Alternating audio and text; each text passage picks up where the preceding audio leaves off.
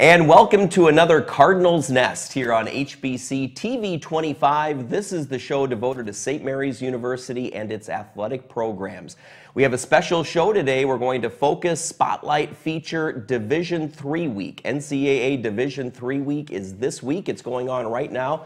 So we're going to bring in a couple of senior student athletes. Emily Loof and Jake Mencacci will join us. Emily is from the women's soccer team at St. Mary's, and Jake is from the baseball team. And I should add, in case you haven't noticed yet, we also have a very special co-host today. Justin Barrientos from HBC is filling in this week for our sports information director, Donnie Netto.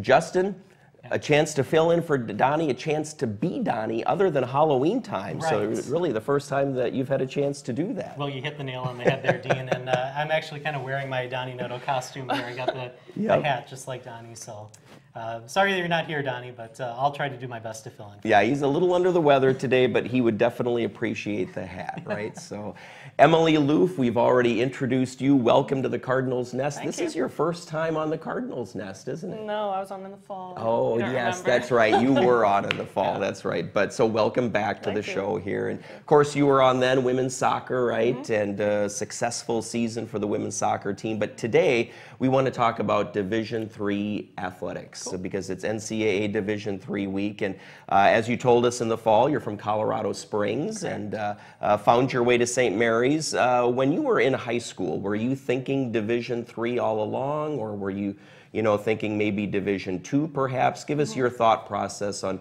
choosing a Division III school. Yeah, it's actually kind of funny. I didn't even know Division III was a thing. There actually are no women's soccer Division III programs in Colorado. And I don't even know if there's other sports, honestly. So I didn't even know, I definitely wasn't looking at it. Late in the game, I was considering a Division I offer. And then obviously here at St. Mary's, and obviously chose St. Mary's. But yeah, so I kind of learned after the fact, but I'm so glad that I came here. Yeah, and when you were looking at Division I versus Division III, obviously quite a bit of a difference there. Division I, there are scholarship opportunities, no scholarship opportunities at Division III, and I think that's probably the biggest difference between the different divisions in the NCAA. So for you, when you were looking at it, what ultimately led to your decision to go D3? My decision was influenced by the fact that I understood that my career was going to end, which it has now. I'm washed up. But, I wanted to be more focused on my academics. I wanted to make sure I could graduate in 4 years. And I didn't want soccer to be my career because that's not realistic, especially not for female soccer players. But I found that Division III was a good balance between the two. I could still play very competitive soccer and work on my academics. Sure. Okay. Yep.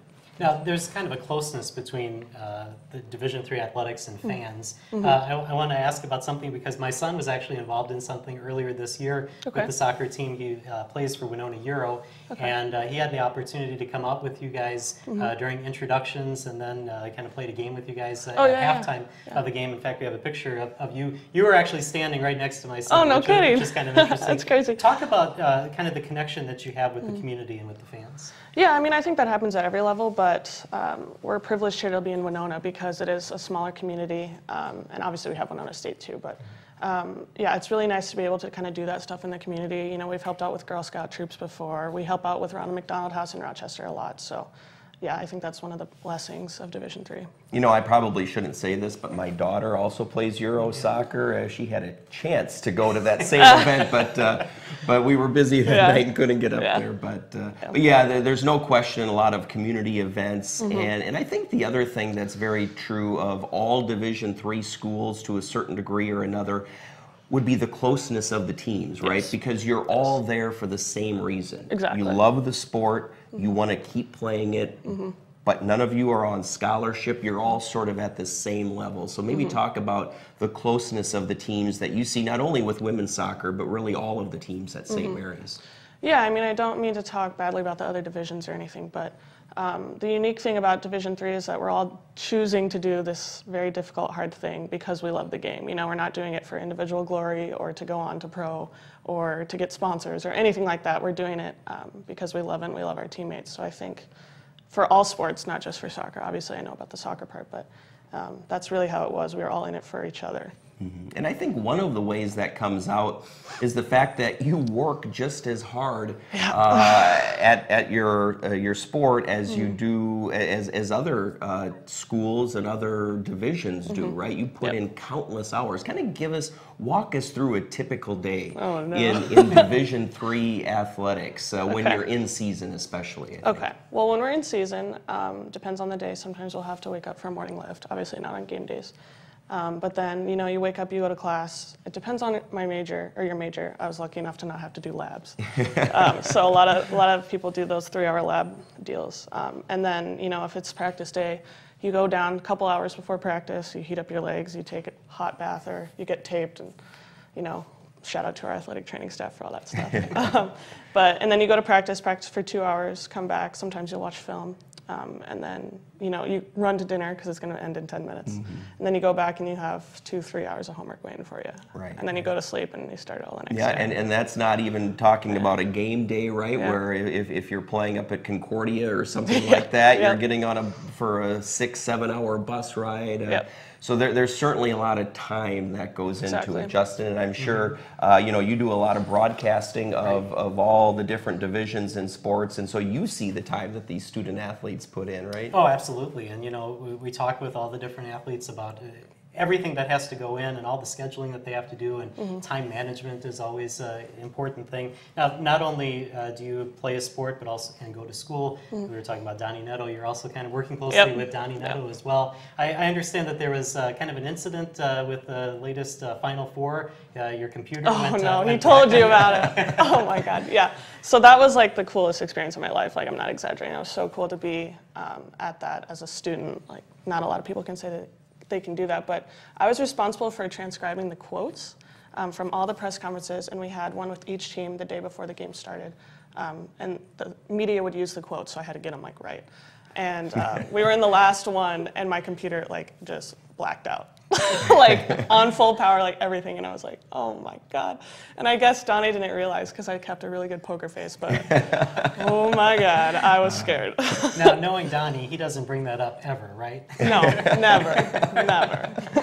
Emily, you mentioned that was the NCAA Division III Women's National Championship, and you played a big role in that, as Justin mentioned. Tell us what you saw about what goes in behind the scenes to put on a national championship event. Yeah, I think that's one of the coolest things about this experience that I've had working with Donnie, seeing, because I've always been an athlete, so I never saw the behind the scenes stuff. And it's just so much work, down to getting the right brand water bottles and making sure everybody has a mic that's working, and it's just a ton of work in and out of the day. So. Yeah, absolutely. And of course, one of the reasons that you were interning and helping Donnie at that is that you have aspirations, perhaps someday to be a sports information director, or at least work in sports communication in some capacity. Tell us about the internship you have lined up after graduation. Yeah, so I'm moving to Oregon, Medford, Oregon. I've never been there before, so we'll see. But I'm working with a collegiate baseball team. Guys come from all over the country and play, try to get seen by scouts, obviously. So I'll be doing community outreach and marketing with them. So I'm really excited. I have a host family, haven't met them. It's going to be crazy. So you are in for all kinds of changes, right? But at the same time, you're in for those changes similar to really what you experienced when you moved to Winona, right? Exactly, did you have any prior affiliation or knowledge of Minnesota or Winona before you came here from Colorado Springs? Yeah, I mean, my parents are both from Southwest Minnesota, so I'd visit sometimes in the summer, but no, I'd never been to Winona until I came here. So. Yeah. Now, I got to ask you, being a Division III athlete, obviously you love sports, and you're a hockey fan as well. And I got to ask you about a special moment that you had going to a Calgary Flames game. Okay, yes. Johnny Gaudreau, you got a puck from John. Yes. So not only did I get a puck from him, it was my 21st birthday, so I made him a whole sign. Went down to the glass for warm-ups. It was in Colorado, so there was 4 Calgary fans there, including me. And he threw me a puck at the end, but then I woke up the next day to find that the NHL had made a GIF of it. I was on TV in Canada. I was on Sportsnet Canada. It was all over the place. So going viral was a weird So this experience. whole Cardinals Nest thing is nothing. Right, Yeah. exactly. Yeah. Well, and Cakewalk. and you have some experience here behind the camera at yes. HBC. Yes. You came in, you actually helped us out with a commercial promoting our Giggle World. Yep. Yeah, it was in this very room, and like I remember you guys made me juggle, and it was like hitting all the equipment. And I was like, oh my god. Next time you'll give her something softer to juggle. Exactly. Nerf ball or something. Yeah, exactly. So Justin, I teach Emily. I have Emily in class this semester, and what she doesn't know is that I hear everything. Oh, right? no. I hear everything. I hear all the pre-class conversations that go on. What you might not know about Emily, and I think it's a surprise, it's going to be a surprise to everyone. I'm nervous. She's very vindictive. You would never think that from looking at this sweet, innocent girl that she would be vindictive. So why is that, Emily? What's going on with the vindictiveness? The competitive spirit, you know. That's how it's all athletes. I don't want to admit it, but So Emily, just 30 seconds left here. Again, we're recapping. This is Division III week, and we talked about your decision to come and play at Division III soccer for St. Mary's. You're leaving, you're graduating St. Mary's now in May. What are some of the lasting memories you're going to leave with? God, just the day in and day out little things with my teammates. You know, the tough losses we fought through together and the moments of victory. Like, I remember we won our first game and everybody stormed the field when I scored, and I couldn't breathe under that pile of bodies. But just that kind of stuff, just being with those people. Yep. The memories will last forever, Yes. right? Yes. All right, Emily Loof, a senior women's soccer player at St. Mary's. Thanks for being on the show Thank you once for again. having me. Yeah, all right. thanks. And I'm going to be in trouble for asking that previous question. That whole vindictiveness thing is going to come back to haunt me, I think. So. Yeah. All right, stay tuned to the Cardinals Nest here on HBC. Coming up next, Jake Mencacci from the baseball team. We'll talk to him about D3 week here on HBC TV 25.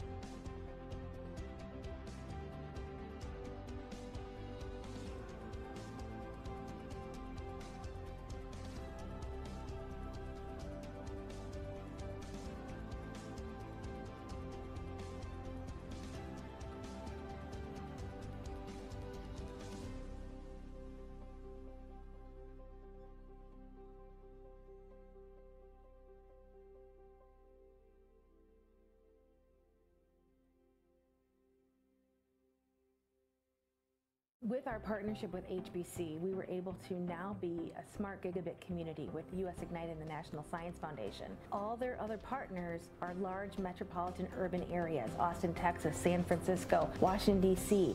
And because of the broadband connectivity provided by HBC, we are a community lead for this initiative where we're going to be able to bring next-gen technology and stay competitive in the 21st century economy. Providing opportunities for residential and business customers. HBC is leadership in your community. And we're back here on the Cardinals Nest. It's a special Cardinals Nest this week here on HBC as we're spotlighting NCAA Division III week. And we had Emily Loof from the women's soccer team on talking about why she chose St. Mary's and Division III athletics. And now we're going to transition and talk to a baseball player. Jake Mencacci joins us on the program. Jake is a catcher and, as he would say, pseudo outfielder on the baseball team. And Jake, thanks for being on the Cardinals Nest here today. And we have Justin Barrientos as our co-host on today's show. And Jake, we have not had you on the program before, so you can tell us a little bit about yourself. You're from Wheaton, Illinois, right? Mm-hmm. And in fact, your baseball team just played in Wheaton recently, so I'm sure that's always a special treat every year, right? Absolutely. Yeah, tell us about growing up in Wheaton and how you got started out in baseball. Yeah, so grew up in Wheaton, Illinois. It's about 30 minutes west of the Chicagoland area. It's actually kind of funny because the field that we play at is you cross the soccer field, you hop the fence, and you're at my house. All right. So does that mean the Mencacci family is obligated to provide some team dinners when you're there, things like that? We donate the Lou Malnati's Pizza, so that's our favorite pizzeria. Yeah. But we moved after my freshman year of college. We moved to Texas, so all right. no longer live there. But yeah, grew up playing hockey and baseball. loved both games, but ultimately chose baseball in college. And playing for about 12 years now, and love it. Yeah, great. And of course, catcher, outfield, you're a senior now, right?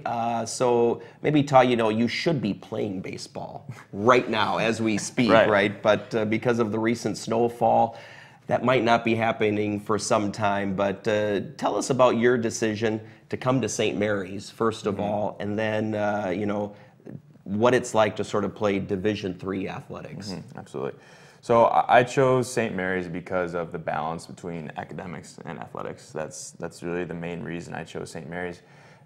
Ultimately, we had some high-quality alumni that went to Montini, my high school as well. But being able to play a sport at a high level in the MIAC, which is a highly competitive division, and then being able to be involved in the Student Athlete Advisory Committee, be a resident assistant and president of fielder clubs, I mean, that's ultimately what has helped me out the most. As I step off that stage in about a month now, I'm pretty confident with where I'm at. Yeah, and you're a business major, so tell us what you hope to do with that. So after school, I actually start work the Monday after graduation, and I'll be working for the Pittsburgh Pirates organization in their minor league offices down in Bradenton, Florida. Okay. So I'll handle anything from hotels, buses, advanced scouting reports, you name it. So now Mike Emilio, he must be a little bit jealous of that, right? Is he trying to already ask you for some tips and some ins there? Every time I see him, he's like, I am so jealous of you. So shout out to Mike. He's from Pittsburgh, big Pirates fan. He's on the men's hockey team, so at least you have that in common, right? So. Well, that's got to be tough to go down to Bradenton, then. You don't have to worry about all the snow, then. No, absolutely not. You know what? I love winter. But this year has been the first year where I've actually gotten sick of the snow, and this is brutal. Well, talk about just the fact of not knowing if you're going to practice from day to day, because I know that I've talked to other baseball players about playing baseball in Minnesota, and just the fact that you never really know what you're going to do, if it's going to be a game day, a practice day, if you're going to have snow, rain, whatever it is. As a student athlete, how hard is that to not know what's in store day after day? Coach Winnicky brings this up a lot. He says you can either look at it as a blessing or a curse. So it is definitely unfortunate we can't be outside, but being 2 hours south of the nearest team in the MIAC, I mean, we've been outside when other teams haven't been outside. So you got to take it day by day, stay ahead of your classes. You kind of just roll with the punches. And we have a great coach who always reminds us of that as well. Now, one of the things that I saw about you in an interview that you did, you were talking about Coach Winnicky and the fact that for Division III athletics, it's not just about sports, but you learn so much more. Can you talk a little bit about that? Sure. So we actually, I'll use an example we use for our team. So this year we have a board that we use, bring to practices, bring to games, wherever we go. So it traveled down to Florida with us, and it's a three-pronged board, and it has pictures or quotes of whatever. It goes by number. So Justin Weinberg, number 1, started the season, and he put his quote on there, his picture that ultimately is something outside of baseball that helps him out. So, for example, I had a little white dot, or a little black dot on a white piece of paper. And for me as a player, I tend to focus on the negatives compared to the positives. So the story goes, a professor brought this study, it's just a computer paper with a black dot in it, and he had his students write about what they saw. Every single student wrote about the black dot, and they didn't write about the white around that black dot. And ultimately what it means is that black dot is negativity and the white dot is positivity. So it's stuff like that where we consistently talk about day in and day out as a program that really helps us. I mean, we win a lot of games, we're a good program, great culture, but yeah, I mean, it's more than baseball with us. Was Justin's quote one of my jokes, I hope? I can't remember. In fact, we probably don't want to know what Justin's quote was. No, probably not. Let's talk about this year's team, Jake, because we haven't had a chance to have Coach Winnicky on the program yet this spring. I'm sure because of the senior leadership that you have with players like yourself and others and some really good younger players, you've got to be chomping at the bit to get out there, right? And get some home games in, some road games in, conference games in general. So tell us about expectations for this year's team. Absolutely. So always a lot of expectations with us coming into the year. We're 6-9. I think that's where we're sitting at right now. But if you look at our record, I mean, that doesn't do it justice. You look at the scores. We've been in every single game by 2 runs or fewer, except for the very first day. So we could easily be completely different record.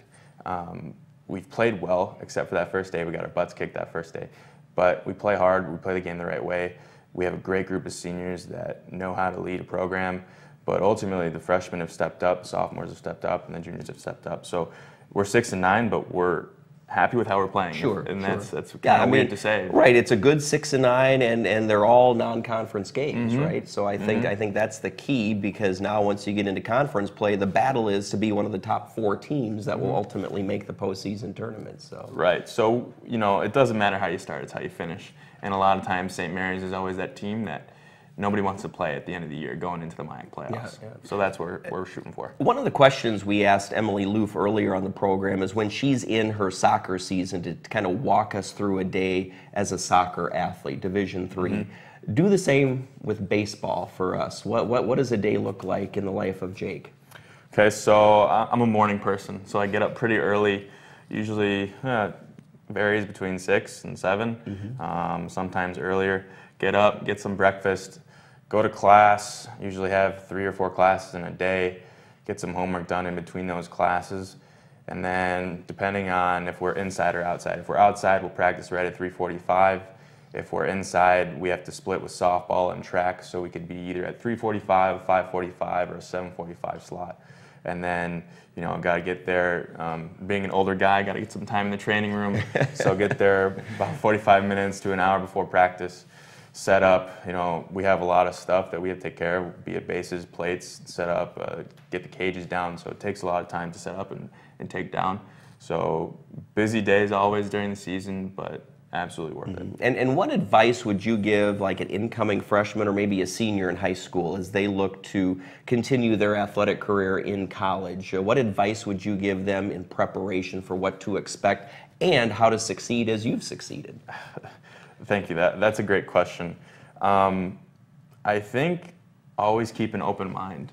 Especially at Division III, you have opportunities to do something in addition to your sport, and that's something I've been blessed to be able to do. And also, you never know who's watching.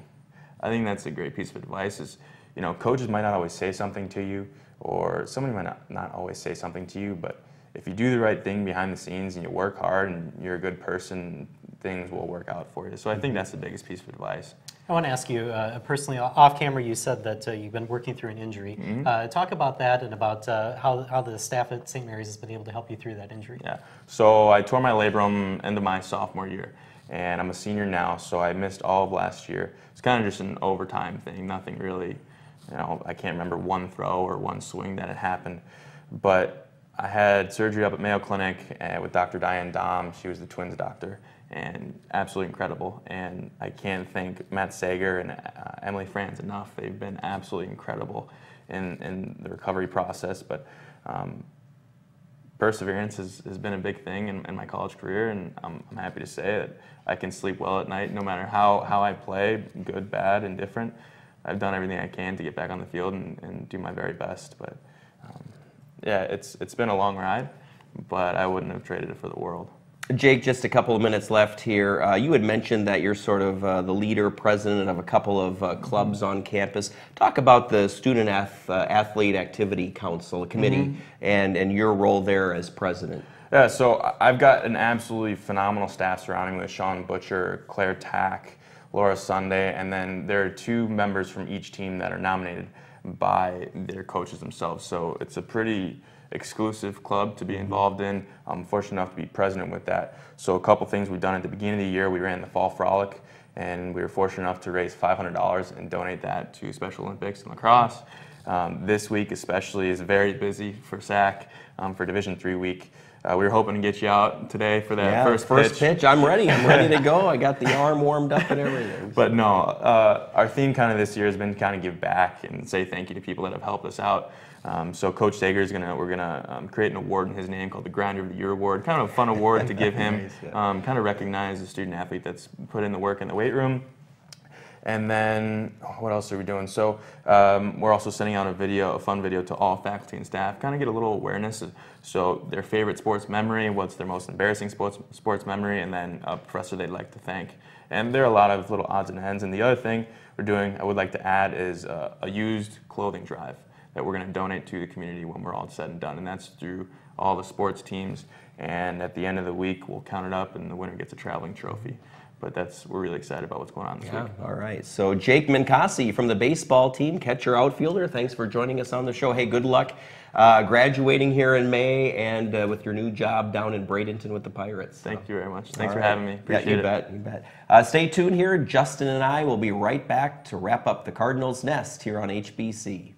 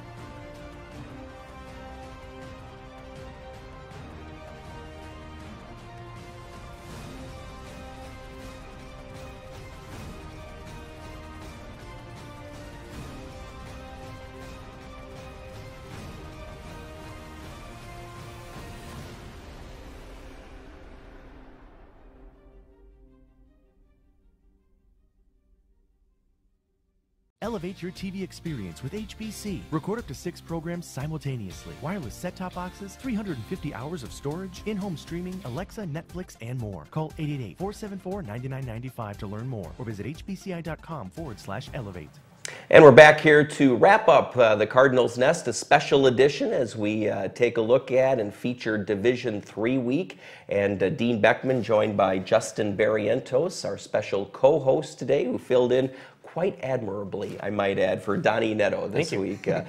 Justin, I just wanted to ask you a quick question here about Division III athletics. You get a chance to see all levels of sports. What's your impression of sort of the quality of the competition in Division III? Well, it's great, obviously. You know, some of the memories that I have of doing games, you know, like as you said, I've seen all kinds of different athletic events, but like the St. Mary's men's hockey playoff a couple of years ago, the electric atmosphere at the ice arena. I mean, that game is going to be in my memory forever. And I wasn't even announcing that game. You were announcing it, but I was on camera running, and just the pace of play and everything that was on the line for that was incredible. And of course, the quality of athletes. Somebody like a Brandy Blattner at St. Mary's, I think, is a key thing to show just how good these athletes are, and that they're playing not necessarily for scholarship, but they're playing for love of the sport. And to see what Brandy does night in and night out on the basketball court is just incredible, and on the volleyball court. Right, and you know, as the faculty athletic representative at St. Mary's,